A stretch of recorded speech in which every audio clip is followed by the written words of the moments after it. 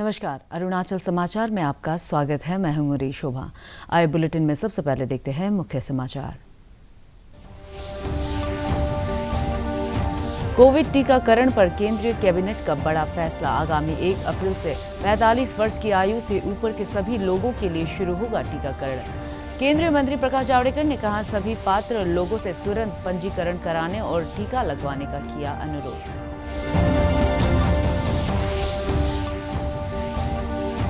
पापुम-पारे जिले के बंदरदेवा में स्थित पुलिस प्रशिक्षण केंद्र में आयोजित पासिंग आउट परेड में प्रशिक्षित 1000 से अधिक पुलिस कर्मियों को दिलाई गई कर्तव्य निष्ठा की शपथ।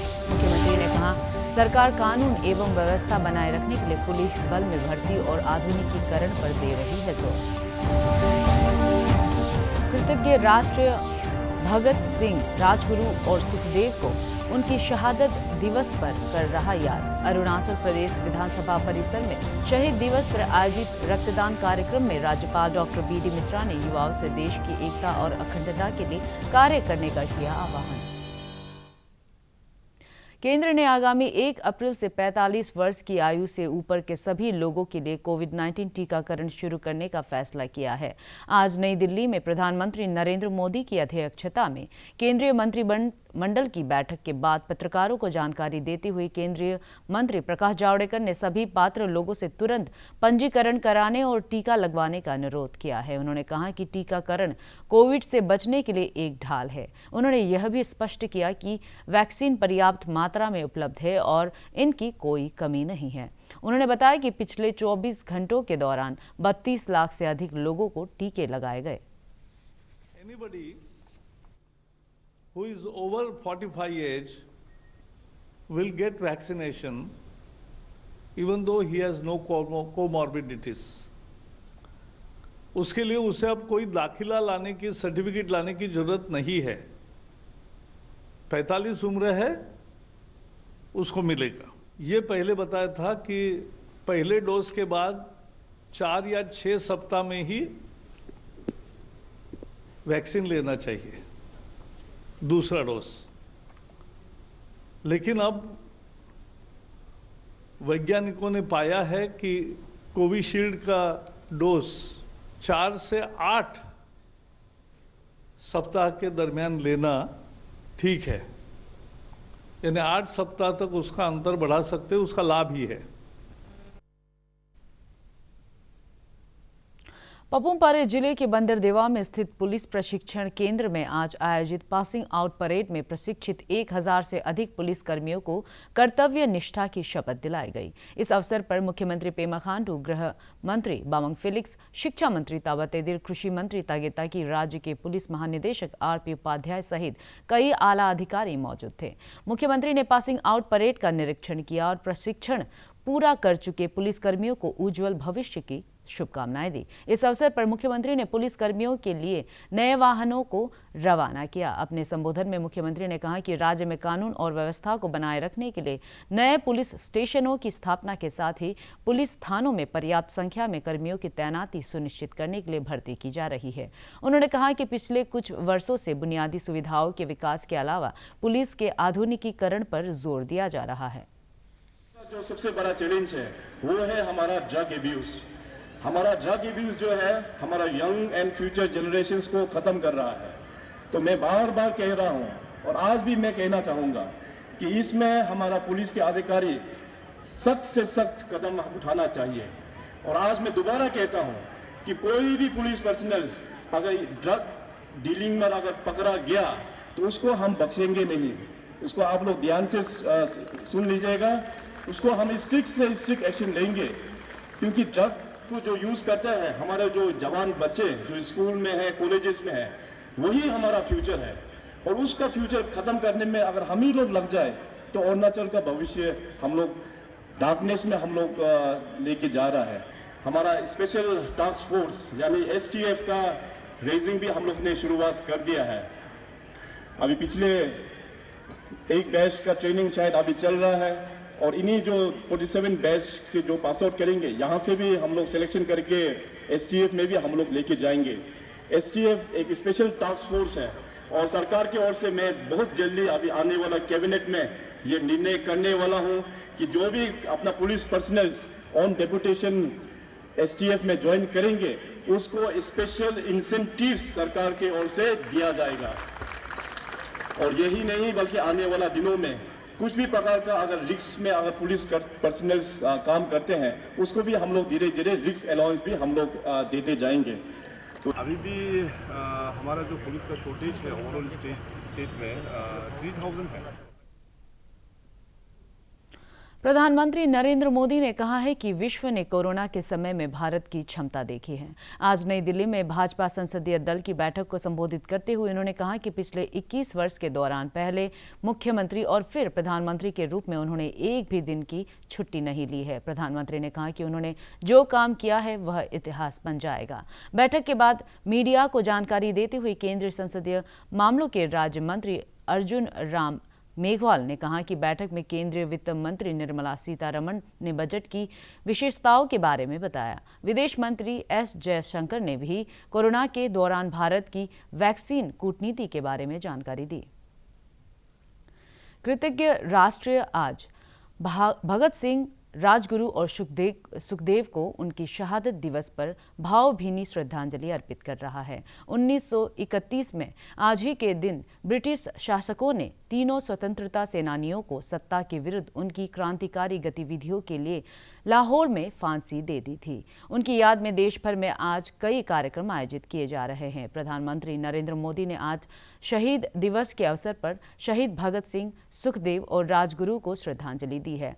इधर अरुणाचल प्रदेश राज्य विधानसभा परिसर में स्थित दोरजी खांडू सभागार में आयोजित रक्तदान कार्यक्रम में राज्यपाल डॉक्टर बी.डी. मिश्रा मौजूद थे। अपने संबोधन में राज्यपाल ने युवाओं से महान स्वतंत्रता सेनानी शहीद भगत सिंह, राजगुरु और सुखदेव से प्रेरणा लेते हुए देश की एकता और अखंडता के लिए कार्य करने का आह्वान किया। उन्होंने शहीद दिवस पर रक्तदान शिविर के आयोजन के लिए national blood transfusion council, state blood transfusion council, Arunachal Pradesh AIDS control society, Indian red cross society और Arunachal voluntary blood donors organisation के कदम की सराहना की। इस अवसर पर 72 लोगों ने रक्तदान किया। जेल में उनको फांसी दी गई थी, उन्हीं के साथ उनके दोस्त राजगुरु और सुखदेव उनको भी फांसी दे दी गई थी। उन्हीं के साथ एक और भी स्वतंत्रता सेनानी थे जिनका नाम था राम प्रसाद बिस्मिल, उनको भी फांसी अंग्रेजों ने दी थी। लेकिन मित्रों, जिस दिन वो फांसी के फंदे पर जा रहे थे चढ़ने, उस दिन जब जेल का वार्डन आया उनको ले जाने के लिए, तो उन्होंने एक उसको ऐसे कागज पकड़ाया कि भाई ऐसा है कि मेरे मरने के बाद यह कागज दे देना मेरे घर वालों को। उन्होंने लिखा था, वतन की आबरू का पास देखें कौन रखेगा, सुना है आज मक्तल में हमारा इंतहा होगा। न हो पहलू से मेरे दूर, न हो पहलू से मेरे दूर, ऐ दर्दे वतन हरगिज। न हो पहलू से मेरे दूर, ऐ दर्दे वतन हरगिज। न जाने बाद मुर्दन मैं कहाँ और तू कहाँ होगा।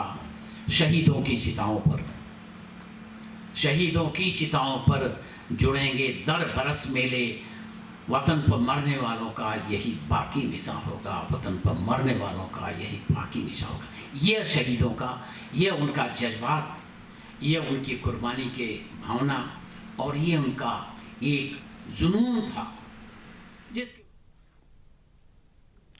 शहीद दिवस के अवसर पर आज बाकिन पर्टिन जनरल अस्पताल पासीघाट में रक्तदान शिविर लगाया गया।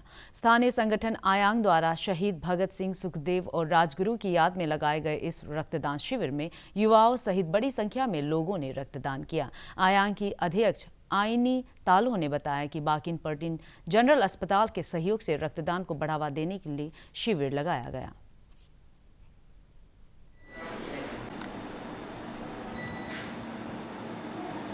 मैं आज बहुत खुश हूँ कि आज के हमारे जो आयांग ने पहल किया है, भगत सिंह, राजगुरु और सुखदेव जी का नाम में हम लोगों ने जो voluntary blood donation camp organise किया है, तो उसकी सबसे पहली डोनर है ये बेटी।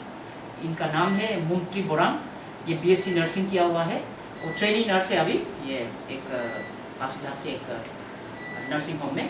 तो मैं भारतीय जनता पार्टी के राष्ट्रीय अध्यक्ष जेपी नड्डा ने असम विधानसभा चुनाव के लिए पार्टी का संकल्प पत्र जारी कर दिया है। इसमें राज्य को बाढ़ मुक्त बनाने का वायदा किया गया है। भाजपा अध्यक्ष ने आज गुवाहाटी में मुख्यमंत्री सर्बानंद सोनोवाल सहित कई नेताओं की उपस्थिति में संकल्प पत्र जारी किया। इस अवसर पर उन्होंने कहा कि भाजपा राज्य को जीवन, आजीविका और संपत्ति के नुकसान से बचाने के लिए मिशन ब्रह्मपुत्र शुरू करेगी।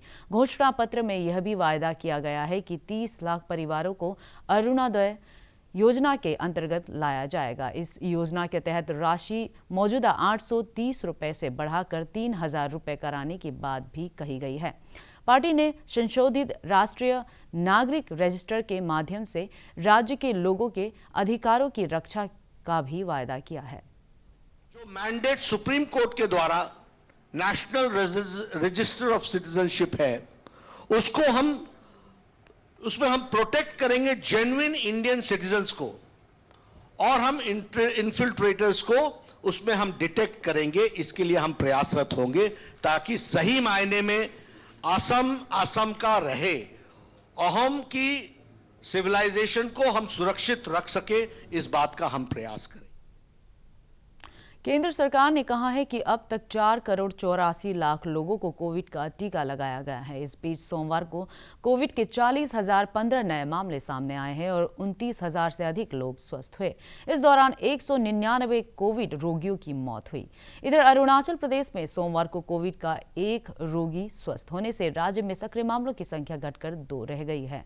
कल कोविड जांच के लिए 126 सैंपल एकत्र किए गए।